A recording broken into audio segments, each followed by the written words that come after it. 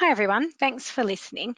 My name's Ali Baker and I am an EAL and English teacher, and I teach in Melbourne, Victoria, and I'm really passionate about finding ways to help teachers of all subjects provide adequate EAL provision or attempt to teach EAL students in a way that is really suitable to their learning needs. I'm really pleased to have been afforded this opportunity to take you through some essential advice about EAL learners and some tips about how to effectively provide for these students in your classrooms. I think it's likely that you're tuning into this webinar because you're concerned about how well you can cater for EAL students, and hopefully you are concerned about the concept of equity and accessibility, making sure that EAL students are treated as equal learners and that they can access the curriculum in your classroom. So this session will look at some EAL specific differentiation strategies, as well as some essential knowledge about EAL learners. And there will be a focus on reading, writing, and speaking and listening activities. So I want to begin with the idea of who is an EAL learner. And in actual fact, across Australia, there is no one determination for what or who an EAL learner is. We all have EAL learners in our classrooms, but depending on where we teach, who qualifies for EAL status might be different. And EAL status is actually not defined based on the proficiency that the learner has with the English language. Instead, in Victoria, EAL status is given to students that have been in English instruction for fewer than 7 years, and that's not consistent across Australia. There is an issue where often in schools, teachers will refer to certain learners.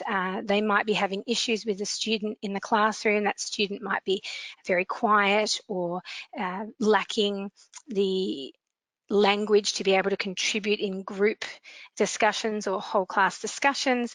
There might be some communication issues, and teachers will often say, oh, that student's EAL, and use it as a turn of phrase to explain the concerns or issues that a teacher is having with this student.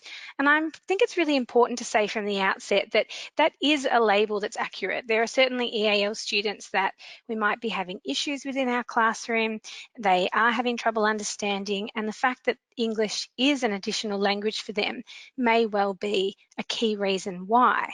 However, we need to be really careful that we don't use this label as a deficit way of determining who EAL learners are, and I'll talk a little bit more about that later on. But essentially, I'm asking you today to stop and consider, does EAL really mean more than just English as an additional language? Or what is it about EAL learners that they have in common versus what it is about these learners that is actually very, very different? In actual fact, in my classroom, the central commonality between my EAL learners is that they are eligible for EAL status because English is an additional language for them. They don't speak English at home.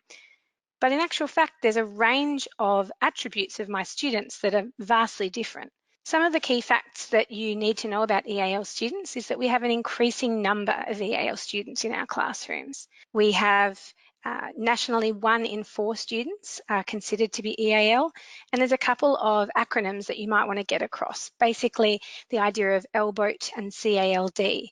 Now, these terms are used for students who may not be eligible for English as an additional language status because perhaps they've been here a little bit longer, but, or indeed they might have actually been born here, but they might not speak English at home with their families.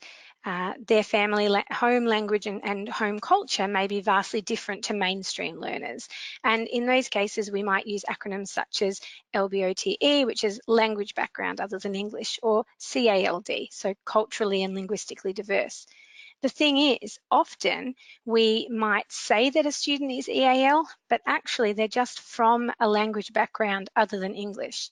However, the implications for them in the classroom might be quite similar. So the way that they express themselves in their writing or some of the issues that they have with comprehension may be similar to those of an EAL student. There are lots of misconceptions associated with EAL learners. One of those ideas is that EAL students really only have an issue with language, but actually EAL learners have some significant social concerns as well often. So if you think about EAL students as having the commonality that English is an additional language for them, that they are learning the content of the curriculum through a language that's not their first language, that's certainly common to them. But EAL students also vary in significant ways. So some EAL students have vastly different experiences in their past. Some have been here for just a few months, some have been here for many years. Some are the first students in their family or first person in their family to go through schooling. Some have had very interrupted schooling, whereas others come from a family with a strong education history, very consistent education.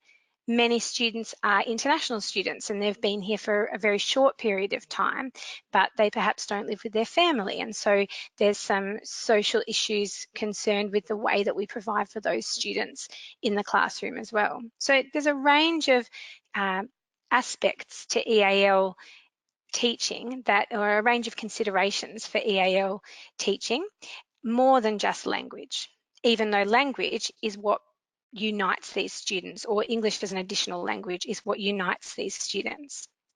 So when we're talking about these range of factors that we need to consider, the central concern of the teacher who has an EAL student or several EAL students in their classroom, the central focus needs to be that EAL status is not permanent. Rather, EAL status is a temporary status. The students are not going to have this EAL status as a permanent mantle for them. They'll actually gradually learn the language and then they will become much more fluent and they'll no longer be an EAL learner. What we need to know while they are EAL learners is that there is a disparity between the language that the students have already and the language that they need. And there is also a disparity between the language that the students might use in the classroom or in the playground or in casual conversations with friends and the language that they need in order to be able to access the curriculum and produce outcomes in your lessons. We'll talk a little bit more about that, the language and the literacy side of that a little bit later.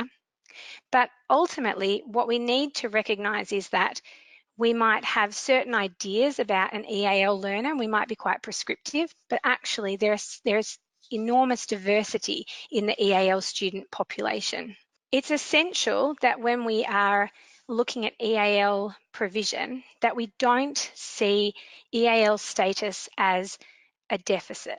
So I do want to address the fact that there are numerous EAL students in our schools who have great potential that is unfortunately not accessed and overlooked. And this happens because we as teachers are very busy people and we have a lot of content to get through. And we have a range of students in our classrooms that we need to provide for. And when we're differentiating our delivery and presenting to our class, we sometimes might overlook the very specific language needs of EAL learners in our classroom. So what we need to be clear about is that there are EAL students in our classrooms that are very capable and have the potential to do very, very well, but language is getting in the way, or more their use of language is not as confident as a mainstream learner, and because of that they're not able to express the knowledge that they have.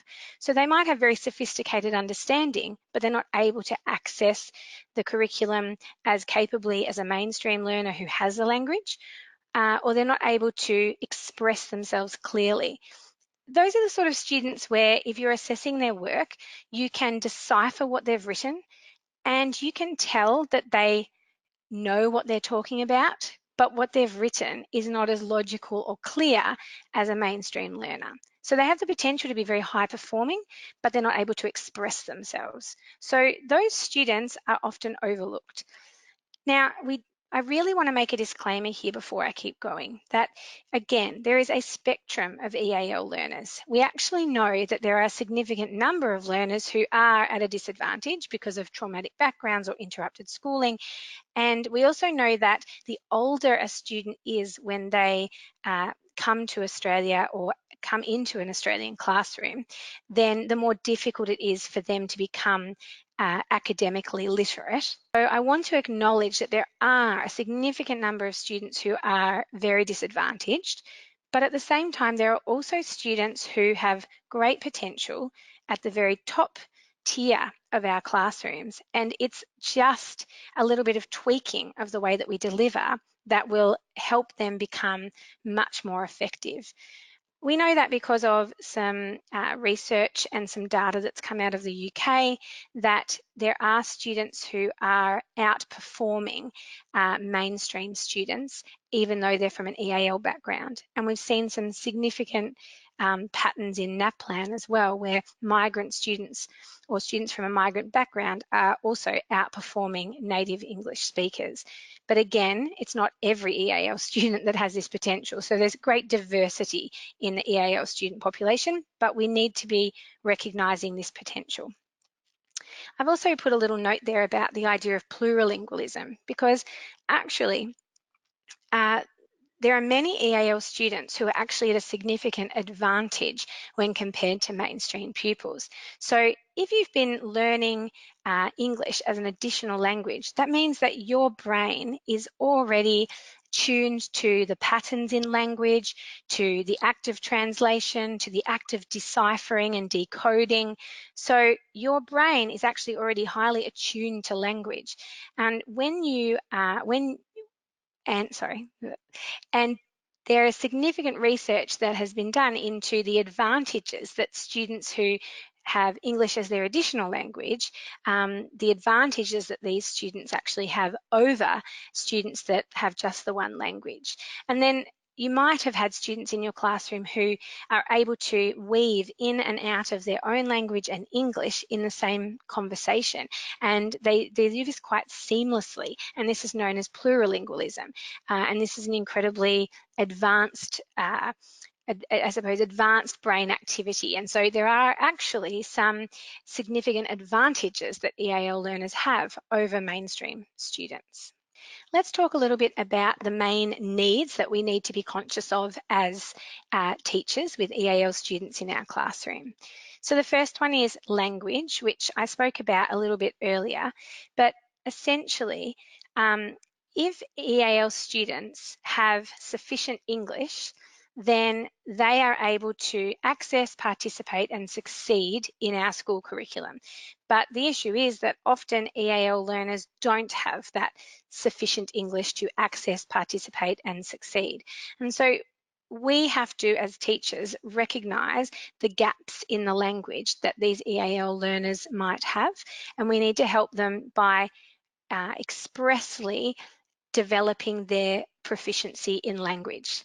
So the teaching of language obviously is the work of English teachers, and EALD specialists are incredibly well versed in strategies for effectively teaching English as an additional language learners to develop their language skills and to speak, read and write better and better.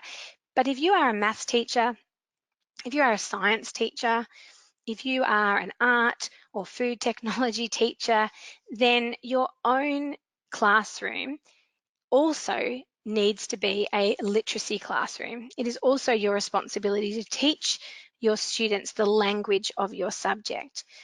And because you have EALD learners in your classroom, it's your responsibility to specifically target the language that these EALD learners may not have. So literacy means being able to communicate effectively and being able to participate in the classroom and in general school life. And Jim Cummins is a professor at the Ontario Institute for Studies in Education of the University of Toronto. And he works there, and his focus is on language development and literacy development, specifically for students who have English as an additional language. And he did some research into literacy. And this research is actually has been around for some time now, but it's been developed and there's been further iterations of it. But at its most simplest, he divides literacy into two groups. So one is BICS, which is basic interpersonal communicative skills, and one is CALP, cognitive academic language proficiency. So BICS is essentially the literacy that students need in order to be able to speak to other students at school, speak with their teachers, engage in the classroom, to a certain extent, social engagements. And this is actually quite straightforward for the students to develop, and it takes 1 or 2 years for EALD students to become more proficient in BICS. Now, CALP, Cognitive Academic Language Proficiency, is the more academic language, and that takes upwards of sort of 7, 8 years to become particularly fluent and particularly skilled in. But this is the language that we actually expect our students to be able to write in and speak in when they're in a classroom environment. So if we imagine it takes 7 or 8 years, we as teachers have to actually specifically target that language in our classrooms and explicitly teach that language to our EALD learners. EAL learners, as well as needing literacy, needing the language, they also need significant support from their teachers. The type of support that they need essentially is language that will allow them to access the curriculum. They need teachers who are willing to differentiate. They need language that works across all different curriculums, all different curriculum areas, all different subjects. And they also need assistance along the way, encouragement along the way to see that they are actually making significant progress. They need to know that they are improving if they are to continue improving. We need to recognise that it's incredibly challenging for them to be learning a language and also learning through that language at the exact same time. Now, so as teachers, we are increasingly have demands placed on us as teachers, and in an already very crowded curriculum, in an already very busy school life, we are not necessarily afforded the opportunity to have professional development specifically in EAL. So hopefully that's why this webinar will be hopefully incredibly helpful for you. What seems to be happening in a lot of schools is that there is an increase in the number of EAL learners in the classroom. So there's an increase in demand on teachers to provide effective differentiation for these learners, but many schools have, there's a range of different programs that schools have, but many schools will have immersion programs where EAL learners are simply placed into mainstream curriculum, and the expectation is that through immersion, they will be able to learn the content and effectively catch up and be able to learn alongside their mainstream peers. And there's also there's this assumption that immersion alone will be effective. There also seems to be an assumption that if you're a good teacher, then you'll know what's best for an EAL learner. And I would suggest that one, EAL students can learn a great deal from immersive environments, absolutely. But with the pressure of VCE in Victoria and HSC, in New South Wales, it's actually very important that we realise that we are demanding a lot in a very short time from EAL students, and therefore we're demanding a lot from teachers as well, and that immersion alone is not going to be sufficient. We actually need to have teachers who strategize and use decisive action and forethought in the planning of their lessons. As teachers, we need to be asking ourselves some questions. So we need to get to know our learners as individuals, which we already do for all of our students, but we need to try to do this with an EAL lens. Now, there actually is a method of diagnostic tool, I should say, that's been developed and formalised in the Victorian curriculum, and it will be launched in 2020. And this is essentially a formal way of interviewing EAL students when they enter the school and when they transition between different points in their schooling. And that diagnostic tool is there to help you get to know the prior learning that your EAL learners may have and their strengths and their weaknesses in their language use and in their content knowledge. But even without that formal diagnostic tool, if you are asking yourself these questions as a teacher, you can start to familiarise yourself with exactly what your individual EAL learner might need. You can start to ascertain exactly what they need based on their level of confidence and their level of ability. In terms of a kind of catch-all for the type of instruction that EAL learners need, in my experience, it seems that the more explicit the instruction, the more systematic or procedural the instructions, the better the outcome for the EAL learners. EAL learners need the same thing that all learners need. They need really effective differentiation from in the classroom from their teacher.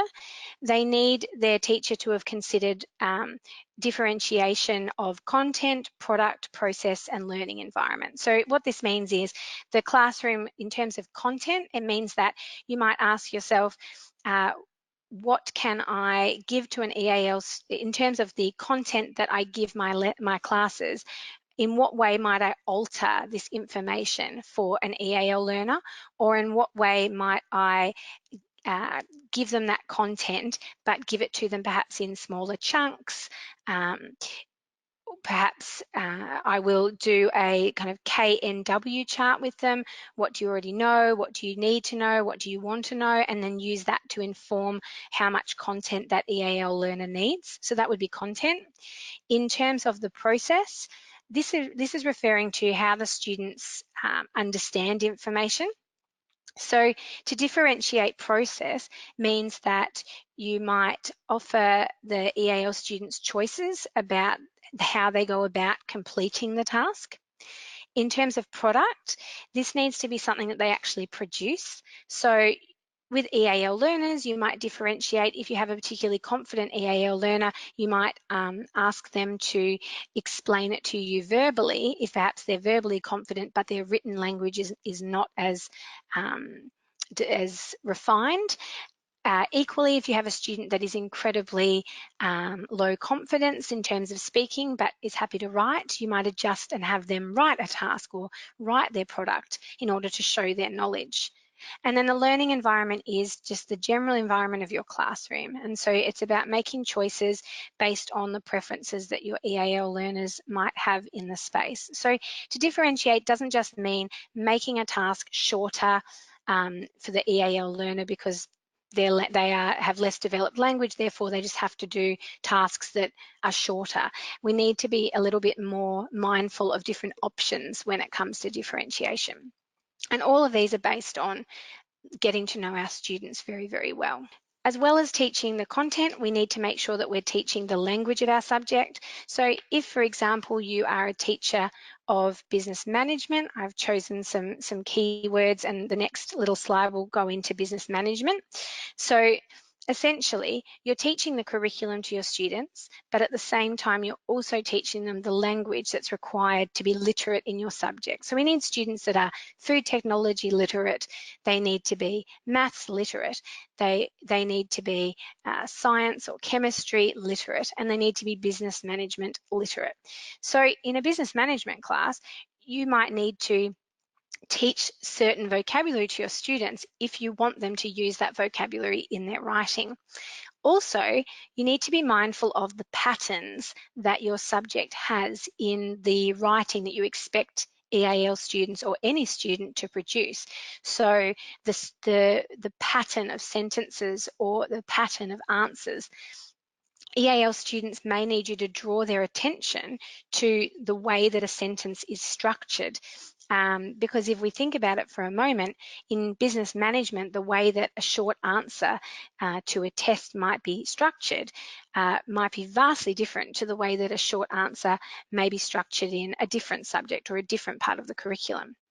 So let's have a look at that a little bit more closely. So these are business management samples from the VCAR examiner's report, so for the end of year 12 exam in Victoria. And the question that was asked was, define the term sole trader.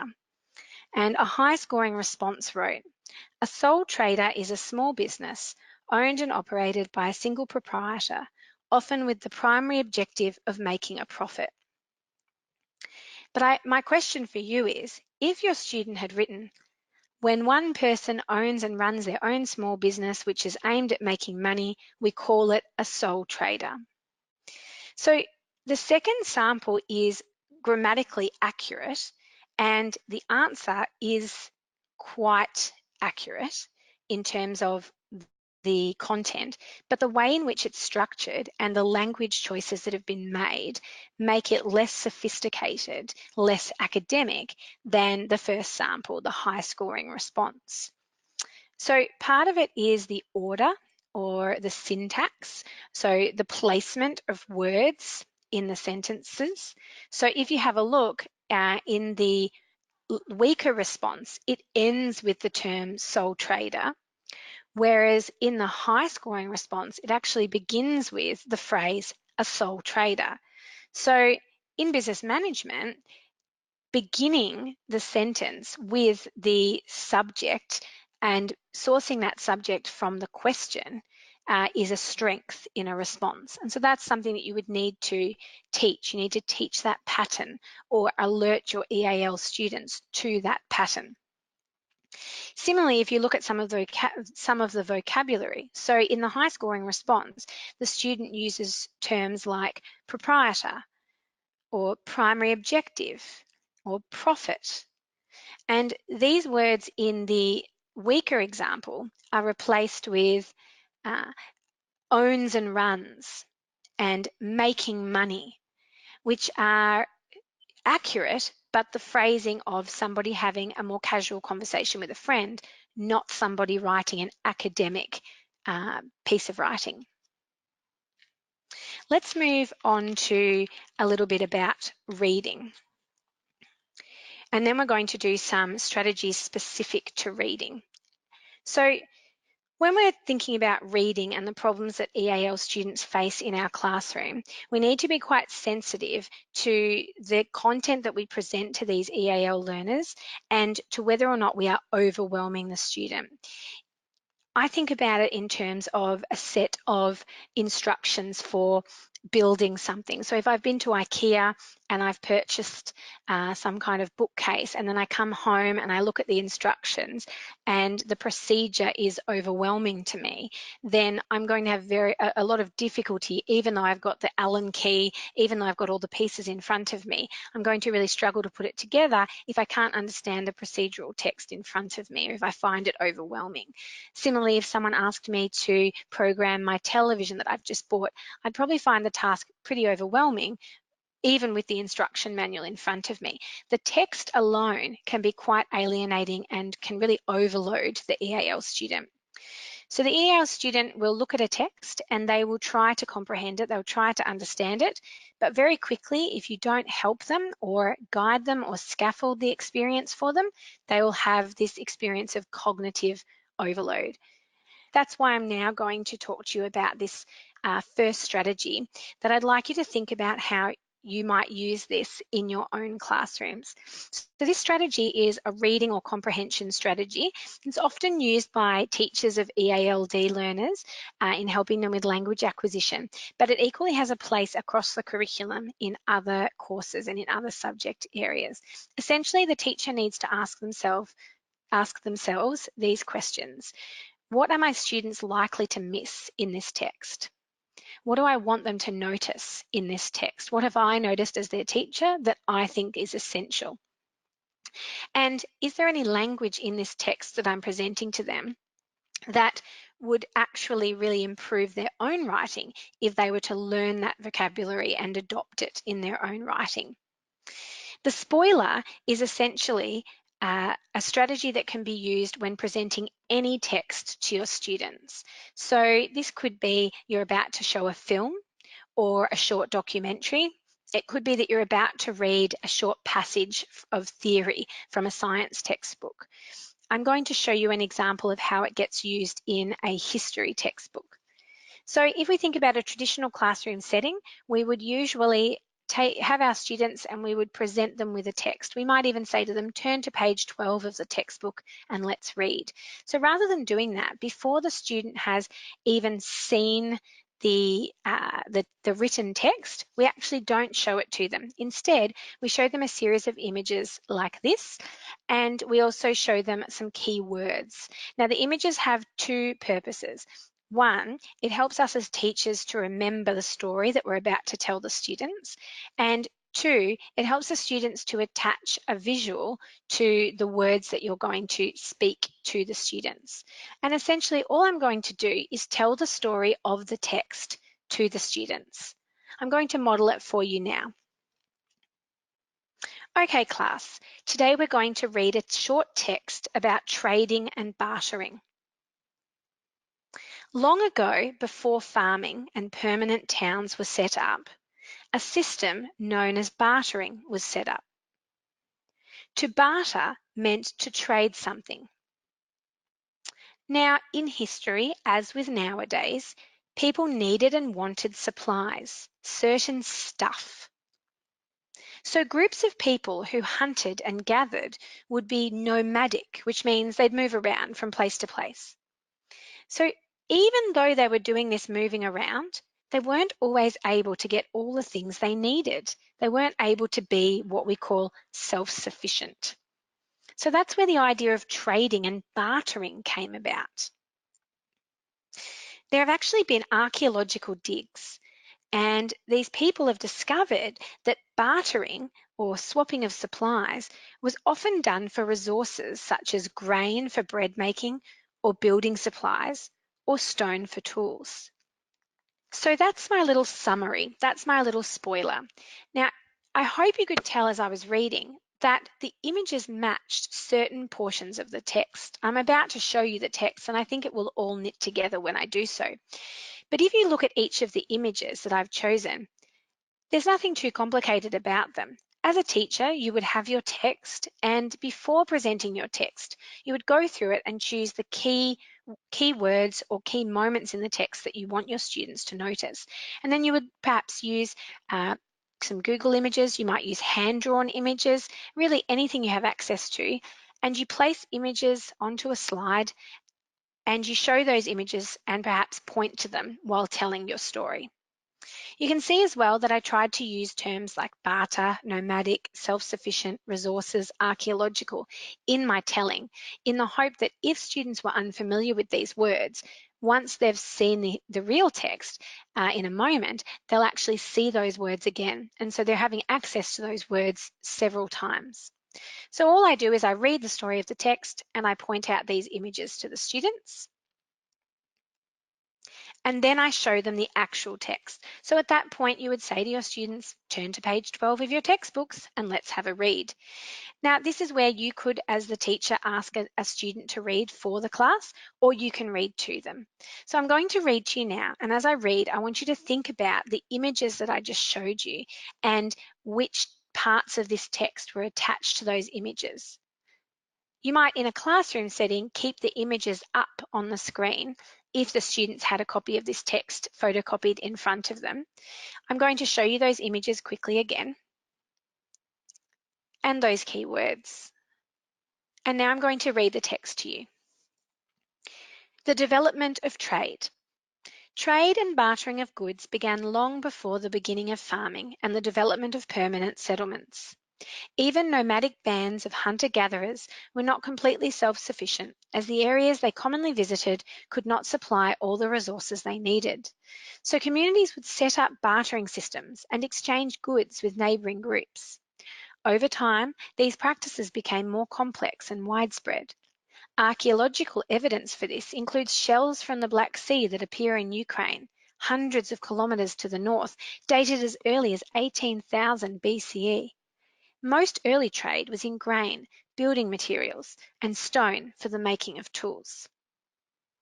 So by providing this text secondarily to the students and first giving them images, the hope is that you have actually given the students the comprehension already, that they will not be stuck at basic level getting it, basic level comprehension. And instead, you've given them the comprehension, and this then gives the class equity. It gives the EAL students the capacity to access the implied meaning of the text or answer the questions associated with the text that come next in the classroom, as opposed to being stuck back at the process of understanding this text. Let's have a look at another reading strategy. Now, this strategy is also, it sort of leads from reading into writing. This is used as a guide for students to keep them focused on patterns or structures in writing. It helps students to be able to read a text and break it down to its core elements or its essentials. So essentially, you present a text to the students that they're going to read, and you tell the students that when they've finished reading the text, they need to be able to write down the structure of the text using these keywords: somebody, wanted, but, so, then, or SWBST. Now, this pattern is really commonly used in narrative text, so in English classrooms, but it's equally used in historical texts or in geography textbooks as well. It does happen across the curriculum that it appears in texts. If I can have you have a moment to explain to you how it might work with a text like The Little Mermaid, for example, so a famous story. So imagining that the students have finished reading the story of The Little Mermaid, then they might be able to break the structure of that story down into somebody, the Little Mermaid, wanted to experience life on land away from the ocean, but she was a mermaid and her family had very strict expectations of her. So she sacrificed her voice and gave it to the sea witch. Then she was stuck on land in conflict. She was trapped between her life in the sea with her family and her life with her true love on land. So essentially, I've broken down a greater text, a whole longer text, into a more manageable, manageable chunks using somebody, wanted, but, so, then. Let's look back at that text that I just showed you, and let's think about it in terms of somebody, wanted, but, so, then. So we talked about the idea of trade and bartering of goods. We talked about the archaeological evidence and the fact that communities set up bartering systems or trading systems. And so if we read that as a text, we might then say, right, can we précis this text? Can we break it down into somebody, wanted, but, so, then? And we might elicit something like this from our students. Somebody, nomadic hunter-gatherers, wanted a greater range of resources, but they could not access everything they needed, so they set up a bartering system. Then the system became increasingly complex. This sort of somebody, wanted, but, so, then is also useful when students are having to remember content for tests or examinations, major assessments. Let's move into some writing strategies. Now, often teachers say to me that EAL students' writing is very confusing and they feel like they know what the student is getting at, they know the gist of what the student's trying to write, but the sentences are not clear. And so often what can be helpful is spending time scaffolding some sentences. Now, we don't have time to sit down one-on-one with every single student in our classroom all the time. We have many, many demands. But sometimes when we are spending time with a student once they've produced some writing, we might sit down with them and draw up a table like this, and we might go through some sample sentences that might help them. Equally, you might decide before an assessment or before a written task to actually pre-teach some basic sentence patterns, but trying to find a way to fit this into your teaching curriculum might seem overwhelming. It might seem like it's the job of English teachers to make the EAL student make sense. But if your job is to make sure that the student makes sense in your subject, then spending some time on scaffolding sentences in this way might actually save you time when it comes to checking drafts and assessing the student's work.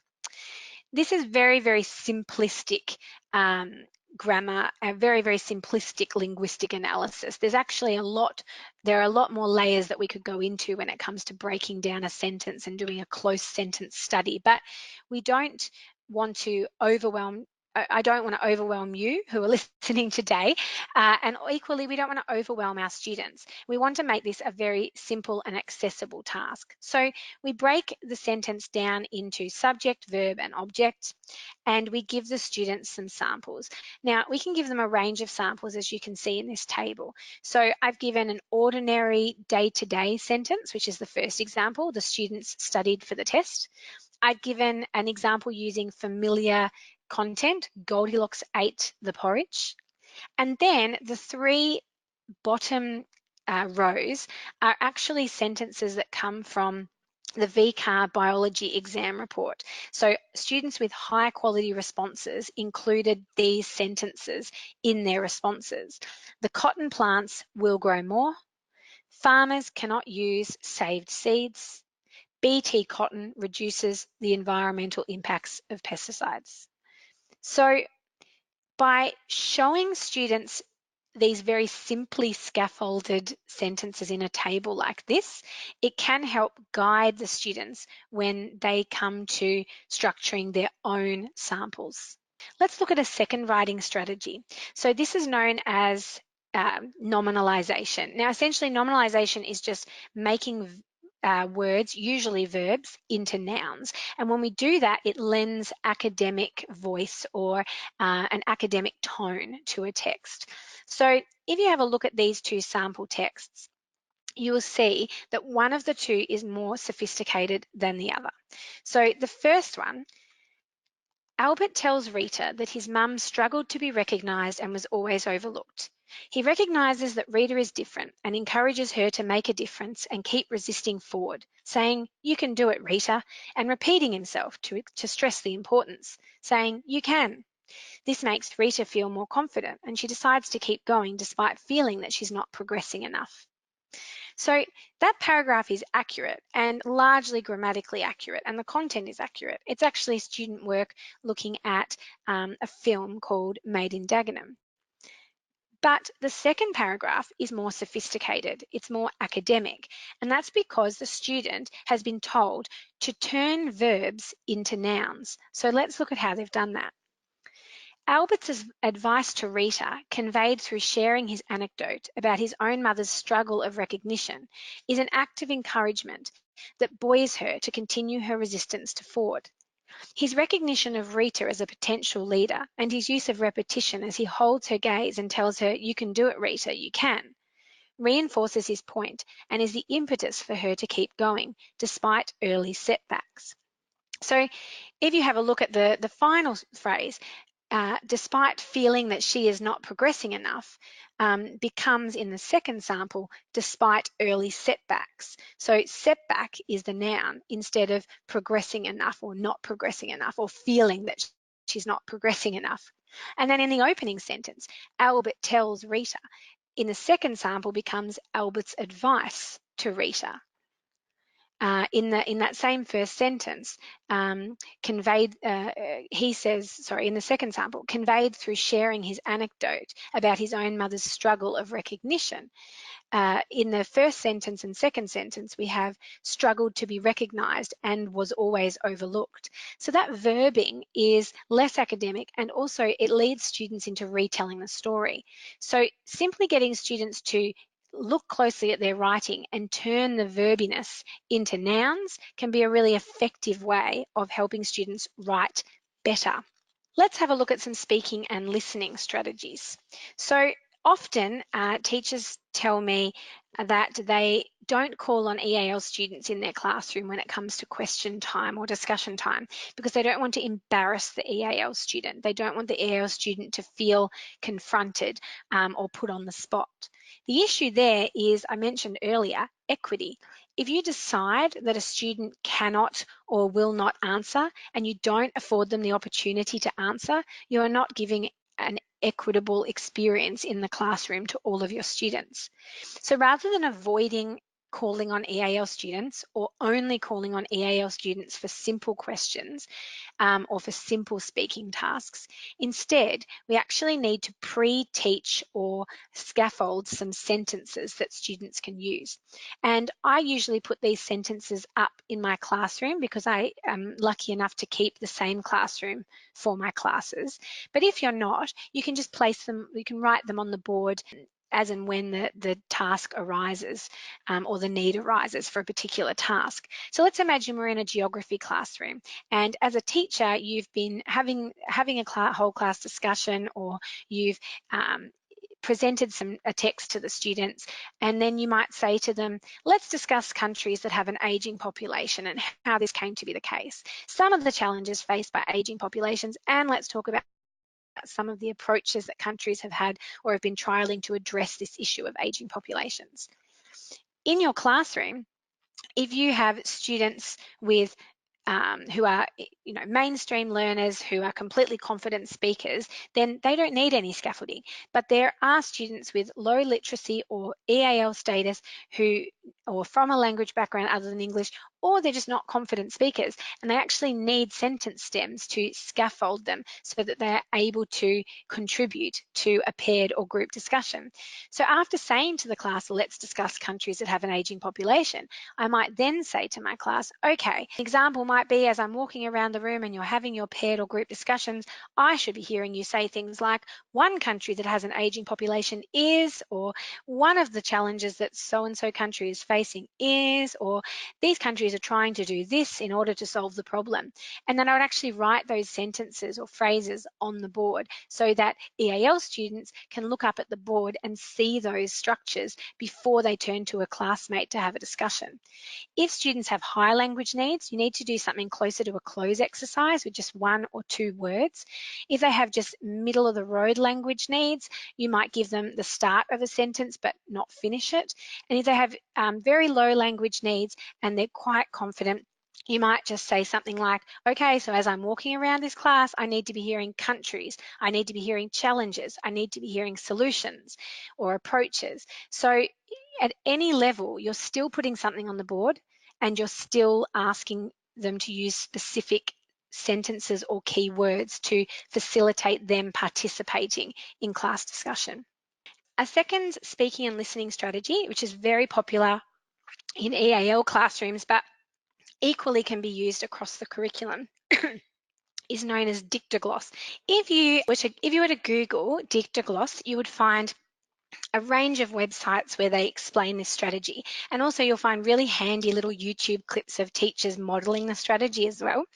It is a really effective way to get every student in your classroom talking, every student in your classroom taking notes, every student in your classroom participating, working with one another, recognizing the importance of drafting and editing. It is a very useful EAL strategy that is equally useful across the curriculum. And it also helps students to retain important content that you want them to retain. So the pattern or the structure of the strategy is very simple. I'm going to read it through very quickly to you, and then I'm going to model it for you. So the first thing that you do is you have a very short text that you read to the students. So it's up to you as a teacher what length of text you use, but approximately 200 words is quite useful. You want it to be at the language level and slightly above the language level of your students. So if you only have a couple of EAL students in your classroom, you're going to need to modify the text that you use so that it's slightly more accessible for the EAL students, which means it might not be as sophisticated as you might use with a mainstream group that doesn't have EAL students in there. So essentially, the first step is you read the short text at normal speed. You have the students listen, and I tend to do it with their pens down.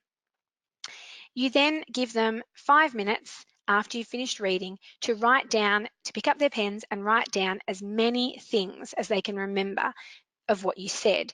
And what they need to try and remember is not just what you said, but the order in which you said it, because the end goal is producing a text as close to the original one that you just read aloud as possible.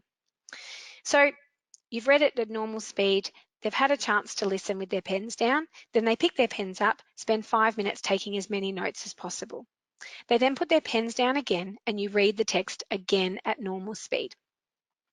Then you give the students 5 minutes in pairs to share the notes that they've written. And this is where they collaborate with a partner or a small group, and they ask questions such as, what did you hear? What do you recall? What did she say then? What did you hear that word? I missed that word. And they are pooling the content that they've heard to try and develop something that's closer to the original that I read. And then I read again. And the last step is to then link pairs with other pairs or to just open it up wide to your whole class. And everybody shares some notes for 5 minutes or so. And then as a class, you reconstruct the whole text on the board. And that's where students might learn new vocabulary, whether they're mainstream or EAL. It's where EAL learners might notice some sentence structures that they've never used before.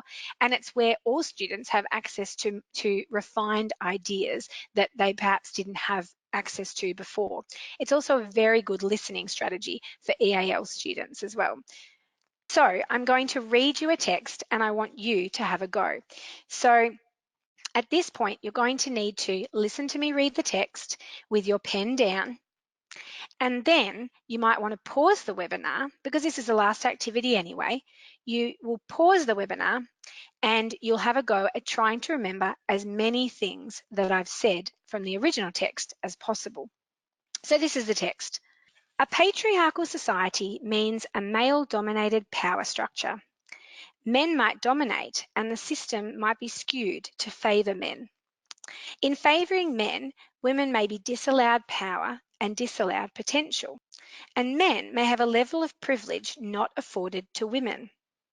Thus, women may be oppressed by the whole system, not necessarily by males in their family. Because the system is dominant, it seems normal, and this results in ongoing oppression through gender roles. When women are robbed of choice and of the right to fulfill their true potential, this is injustice. A patriarchal society may lead women to lack a sense of self-belief because they are led to believe that men are more important than them. And this system may seem so powerful and entrenched that it stops women from feeling confident enough to even try to change their circumstances. So that's the text, and that's where I would ask that you pause the webinar and have a go at trying to remember the words or sentences and try to remember as much of the text as possible that I read. And then you might like to replay the text again and see whether you and somebody else can pool ideas. That's essentially the length of text that I would suggest. And the content for that one is just from a VCE class, again, looking at that film Made in Dagenham and some of the key context associated with that film. But really, the content could be anything at all that's relevant to your subject area or to the context of what you're teaching in a particular lesson. Okay, so we've gone through some reading strategies, some writing strategies, some speaking and listening strategies, and some essential information that I hope you found helpful to do with teaching or provision for EAL learners. And I want you to stop for a moment and think about 3 challenges that you're going to set for yourself. How are you going to improve what you offer to EAL learners in your classroom? What might you try in terms of reading or writing or speaking and listening in your own classroom? Thank you very much for listening.